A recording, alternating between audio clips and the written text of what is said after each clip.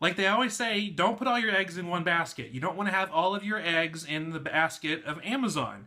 And you want to be sure that you have other streams of income coming in. Now, some streams are going to be, the one that's rushing the fastest, bringing the most income, but other streams could be going a little bit slower. Some could be little trickles, but they're all important because you don't want to put everything into Amazon because you're not in control of Amazon. Amazon could go down. Amazon could suspend your account for crazy reasons. And you want to be sure that you have other opportunities in your back pocket that you've already started on, that you've already created some type of foundation on to build upon if it comes to that. And of course, as time goes on, other opportunities may arise, and you might want to transfer your focus from one platform to another. Before we talked about eBay. That was the big one we talked about before, about how you can use eBay as a multiple stream of income, and you can find more about that at fulltimefba.com/YouTube, and you can find that video there. But today I'm going to be talking about three other ways that you can have a multiple streams of income coming in on top of your Amazon business.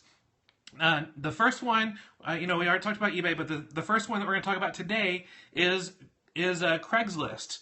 You can have a stream of income coming in from Craigslist that can start gaining momentum once you start getting used to selling stuff on Craigslist. I mean, there's so many opportunities of items to sell on Craigslist that you probably shouldn't be selling on Amazon or maybe even eBay. I mean, I think about large, heavy items that are going to be really annoying to ship to people. You can sell those items on Craigslist. If you've got a lot of items, not just meaning multiple quantities, but like a lot. You have a bunch of just Legos. You have like 5,000 pieces of Legos, and you're like, I don't know what to do with these. They're all just they're not for a particular. They're just a bunch of different sets all thrown in together. Craigslist is a great place to sell that.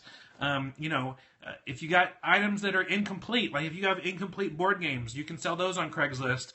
And be able to sell those. Or maybe you've got a bunch of stuff, maybe you used to be a collector of something, or someone you know of was a collector of something, and you've got a bunch of, maybe something that's all Simpsons related, but some of them are open, some of them are used, some of them are still new. You can just put all those together in a big lot and sell it to a Simpsons fan somewhere in your area. So Craigslist is something to consider.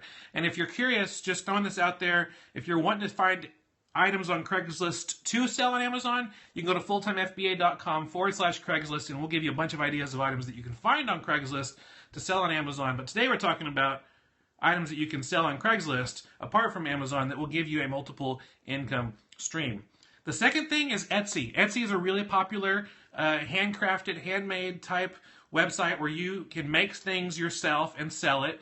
That's also really good if you're into those sorts of things. If one of your hobbies is crafting things or creating scrapbook pages or creating handmade things that are really awesome and very unique, Etsy is a really good place. I've sold stuff on Etsy before. In fact, one time I went to Home Depot, I grabbed a pipe, a little plastic pipe, and a little plastic pipe fitter that goes on top of it, painted it green, and I sold it as a Super Mario Brothers pipe. Those little pipe zones where they, the Mario toys go in and go off to another world or something like that. I sold those on Etsy for a long time, and that was really good. Of course, always be sure that you read through Etsy's rules and regulations about what you're allowed to sell and if you're making sure you're not worried about, breaking any type of trademark or copyright laws. But Etsy's a really good place if you enjoy making those sorts of things. And you can even have, train people to make these things and sell them on Etsy. You're not even making them. You're training other people to sell them, and you've got a little side income stream with Etsy. And then the third thing that I want to tell you, which is a really good income stream, is selling information.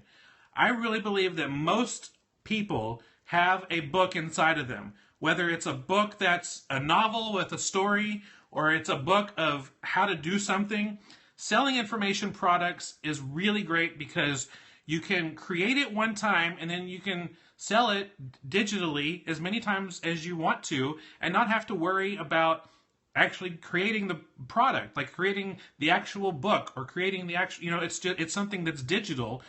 Kindle books are so easy to create now. I really encourage you to look into that. So if you've got a story in you, or if you've got a how-to guide in your brain, get it out on paper. Hire a professional editor, because you want to make sure that people take you seriously, and you want to make sure that people come back for more.